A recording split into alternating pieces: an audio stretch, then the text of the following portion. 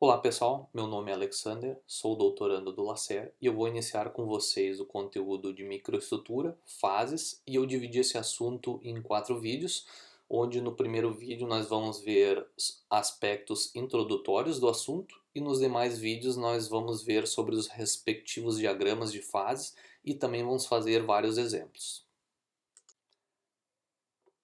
Aqui vocês têm novamente aquele triângulo, né, da relação entre a estrutura, propriedades e processamento. Vocês ainda estão nessa parte estrutural, né? Vocês já estudaram a estrutura atômica, estudaram a estrutura cristalina e agora vão entrar na microestrutura, né? Onde essa microestrutura ela compreende o estudo das fases presentes em um material. E esses parâmetros estruturais eles têm relação direta com as propriedades de interesse tecnológico. Vocês estão avançando no conteúdo da parte estrutural, né? E o estudo na microestrutura ela compreende as fases presentes, proporção, tamanho, composição, distribuição, forma e orientação. E aqui a gente tem destaque, né, duas técnicas, né, que é a microscopia eletrônica de varredura e a microscopia óptica, né, que trabalham nessa escala de grandeza, né, e são muito importantes, né, para essa caracterização de nível estrutural, né? E vale ressaltar também a importância desse tema, né, de ciência dos materiais, que faz essa união entre ciências naturais com aplicações de engenharia, né? E essa parte estrutural, né, dos materiais, ela vai implicar em propriedade de interesse de engenharia, que é o que na verdade nos interessa. Nesse sentido, a manipulação da microestrutura ela pode proporcionar propriedades mais adequadas em determinadas aplicações, né? Eu posso fazer isso através da deformação plástica, recristalização, a adição de novas fases, manipulação das fases através da quantidade, proporção, tamanhos e distribuição, né? E nesse diagrama nós conseguimos perceber que a estrutura, né, do material, seja ela atômica, cristalina ou microestrutura, ela vai estar sempre atrelada a uma gama de propriedades. No caso aqui da microestrutura, ela vai ter influência direta, né, na resistência à fricção, desgaste, corrosão, né, resistência à fadiga, tenacidade, resistência ao escoamento e na ductilidade, né, dos materiais. Mas o que seria uma fase? Podemos definir como sendo uma porção homogênea de um sistema com características físicas e químicas uniformes, ou seja, todo material puro é considerado uma fase, assim como todas as soluções sólidas, líquidas e gasosas também são consideradas fase. E aqui vocês podem ver a microestrutura de um molibdênio puro que apresenta apenas uma única fase, né, com grãos numa composição uniforme. Já que nessa segunda imagem nós temos a microestrutura do aço carbono que ele apresenta duas fases, né, contendo camadas alternadas aqui de ferrita e cementita. E o critério de análise dessa microestrutura, né, ele vai sempre levar em consideração as fases presentes, a composição delas, as suas proporções, os tamanhos, distribuições, formas e também orientações, né? E as propriedades de um material, né, eles vão variar de acordo com a variação de qualquer uma desses critérios, né? Então a variação, né, ela pode ser significativa ou não significativa. Isso vai depender do que? Vai depender do projeto que se pretende estabelecer. E quando combinamos dois elementos ou componentes, qual que é o estado de equilíbrio resultante? Nós podemos ter então a formação de soluções, né, e o tipo de solubilização, né, ele vai depender do tamanho dos raios dos átomos envolvidos e também podemos ter a formação de misturas heterogêneas. Quanto à solubilidade, né, nós podemos classificar as soluções em totalmente miscíveis, ou seja, nós teremos a solubilidade completa, totalmente imiscíveis, né? Elas vão ser insolúveis uma na outra, ou vamos ter uma miscibilidade parcial, ou também chamado de solubilidade incompleta.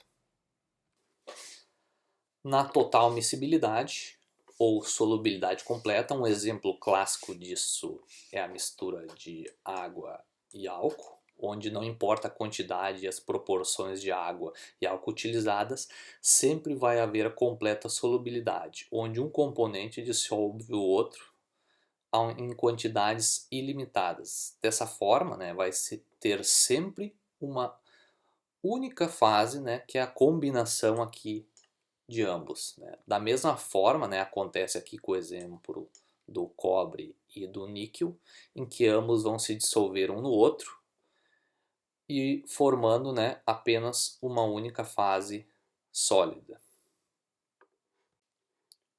Na total immiscibilidade ou insolubilidade, eu já não consigo dissolver os componentes. E um exemplo disso, né, é a mistura de óleo e água. Então, por mais que eu misture, por mais que eu aqueça, eu não consigo obter uma única fase, e sim duas fases distintas, que vai ser a fase da água e do óleo. Um outro exemplo clássico disso daqui é o chumbo e o cobre, onde ambos são immiscíveis e eu vou ter a formação de duas fases distintas, que é a fase do chumbo e a fase do cobre. Na miscibilidade limitada, também chamada de solubilidade incompleta, eu tenho a solubilidade parcial, ou seja, um componente dissolve o outro e uma quantidade limitada. Como exemplo disso, eu tenho a mistura da água e do açúcar, né? Onde à medida que eu vou adicionando açúcar na água, vai chegar um ponto em que eu vou ter a saturação e eu passarei a ter duas fases presentes, né? A fase do xarope, que é a água com açúcar dissolvido, e cristais de açúcar aqui no fundo do copo. Da mesma forma, acontece quando eu misturo água e sal, né? Então, pequenas quantidades de água em pequenas quantidades de sal na água, eu vou ter uma única fase, que vai ser a salmoura. E à medida que eu vou adicionando mais sal, eu vou chegar a um momento, né, que eu vou ter a saturação e eu vou passar a ter duas fases presentes. Vai ser a fase líquida, que é a salmoura, a água com o sal dissolvido, e vou ter o sal em estado sólido. Outro exemplo disso é a liga de chumbo estanho, né, onde com pequenas quantidades de estanho eu consigo ter uma única fase. E à medida que eu aumento essa proporção de estanho no chumbo, eu vou ter duas fases sólidas distintas. Então, para eu definir a solubilidade de um elemento em outro, eu uso a regra de Helmholtz. E para que dois metais apresentem solubilidade total, né, são condições necessárias, mas não suficientes eu ter uma diferença nos raios atômicos menor do que 15%, deve ter a mesma estrutura cristalina, ter uma eletronegatividade semelhante e as valências devem ser iguais. Então vamos ver aqui os exemplos, né? Então eu tenho a prata e o ouro. Então a diferença aqui no raio atômico é menor do que 15%. A estrutura cristalina para os dois são a mesma, né? Cuca de faces centradas. Tem uma eletronegatividade semelhante e as valências são iguais. Aqui então satisfaz a condição, então eles são miscíveis e formam uma solução sólida ilimitada. Já quando eu tenho, por exemplo, o alumínio e o silício, aqui eu vou ter uma diferença nos raios maior do que 15%, eu vou ter duas estruturas cristalinas diferentes, o alumínio tem cúbica de faces centradas e o silício tem a cúbica do diamante, a eletronegatividade é semelhante, mas também as valências aqui são diferentes. Então aqui vão ser uma solução immiscível. E na prata e no cobre, eu vou ter aqui os tamanhos dos raios, vai ser um pouquinho maior do que 15%. a estrutura cristalina é a mesma, tem a eletronegatividade muito semelhante e as valências são iguais. Aqui essas satisfaz a condição parcialmente, então eles não são totalmente miscíveis. Vai formar uma solução sólida ilimitada. Muitas das informações sobre o controle da estrutura, as fases de um sistema específico, elas são mostradas convenientemente, né, no que nós chamamos de diagramas de fase, que também, né, pode ser definido como diagramas de equilíbrio, né? Então, nesses diagramas existem 3 parâmetros que podemos controlar, que eles vão afetar toda essa estrutura. São eles a temperatura, a composição e a pressão. Ou seja, os diagramas de fases eles são construídos quando várias combinações desses parâmetros, né, temperatura, composição e pressão, né, são traçados uma em relação à outra. E esses diagramas, né, eles vão nos informar sobre a microestrutura, nos permitem visualizar a solidificação e a fusão, prever transformações de fase e gerar informações, acima de tudo, termodinâmicas. Trago novamente o exemplo do sal na água. Podemos visualizar as fases dessa solução através do diagrama de temperatura por composição, onde no eixo Y nós vamos ter a variação da temperatura e no eixo X vamos ter a variação da composição. E fica evidente que à medida que eu altero a composição, assim como a temperatura dessa solução, eu posso passar, né, de uma fase líquida para 2 fases, né, uma líquida e uma fase sólida. Essa linha de transição, né, para 2 fases, que é essa linha vermelha, que vocês podem ver aqui, é o que chamamos de limite de solubilidade. E a concentração máxima de átomos do soluto que podemos dissolver no solvente em uma determinada temperatura, né? Para formar então uma solução líquida, que é no nosso caso a salmoura. Quando o limite de solubilidade ele é ultrapassado, então é formado uma segunda fase com composição distinta da solução líquida, que é a salmoura já saturada. Então, no nosso caso aqui, nós formamos a salmoura mais o sal em estado sólido. Vamos ter 2 fases presentes. Dessa forma, o diagrama de fases vai nos fornecer as seguintes informações: as fases presentes, a composição dessas fases e a proporção dessas fases. E para esse último aqui nós vamos utilizar a regra da alavanca para descobrir. Isso nós vamos ver logo a seguir. No diagrama de fases da água e do açúcar, né, quantas fases estão presentes em cada um dos sistemas A, B e C indicados na figura. Então eu tenho aqui o ponto A, o ponto B e o ponto C nos pede para dizer quantas fases presentes. O ponto A, né, ele está nessa região aqui, onde eu tenho apenas uma única fase, né, que é a fase líquida. O ponto B está nessa região aqui que contém 2 fases, né, a líquida e o açúcar em estado sólido. E a mesma coisa para o ponto C, eu vou ter 2 fases presentes, que ele corresponde a essa região aqui, onde tem o líquido e o sólido, né. Agora, qual é a composição de cada uma das fases em cada um desses sistemas? Então, o que vai nos ajudar aqui vai ser traçar linhas horizontais em cada ponto, né? Eu traço uma linha no A, no B e no C, né? Então, no ponto A, né, eu tenho apenas uma fase presente. Então, a composição dessa fase vai ser aqui, ó, cerca de 20% de açúcar, 80% de água. Já no ponto B eu tenho 2 fases presentes. Então a fase sólida vai ser, que é o açúcar em estado sólido, vai ser 100% açúcar.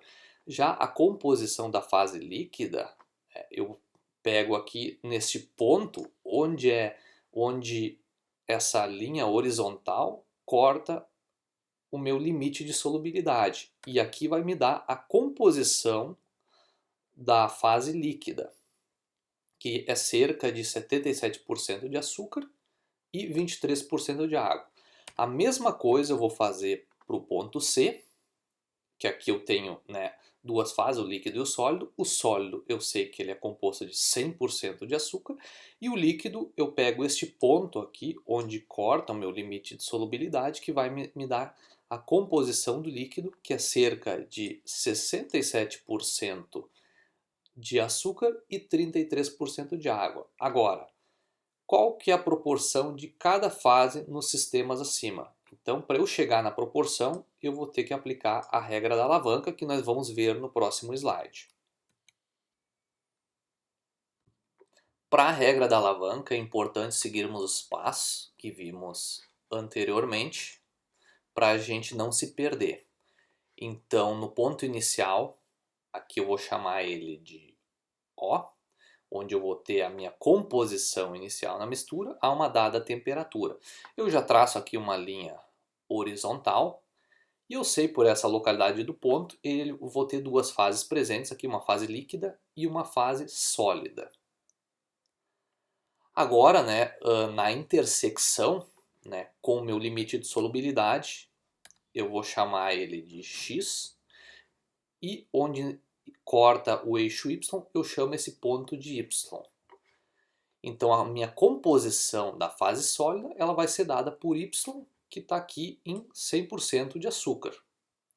Minha composição da fase líquida, que é o xarope, ele vai ser dado por a composição nesse ponto aqui, que corta o meu limite de solubilidade, que é cerca de 77% de açúcar, 23% de água, né? Este ponto aqui assim. Agora, para eu calcular a proporção dessas fases, eu vou ter que aplicar a regra da alavanca. Então nós vamos tomar por base o nosso ponto O e vamos chamar de R essa distância aqui, esse segmento de reta entre o ponto X e o O, e de S entre o ponto O e o Y. E para eu calcular a proporção, né, aqui do meu xarope, eu vou utilizar essa distância contrária aqui, que vai fazer a alavanca no ponto X, ou seja, o meu S, dividido pela essa distância total, que é o R mais S. E eu consigo ver isso aqui nessa fórmula.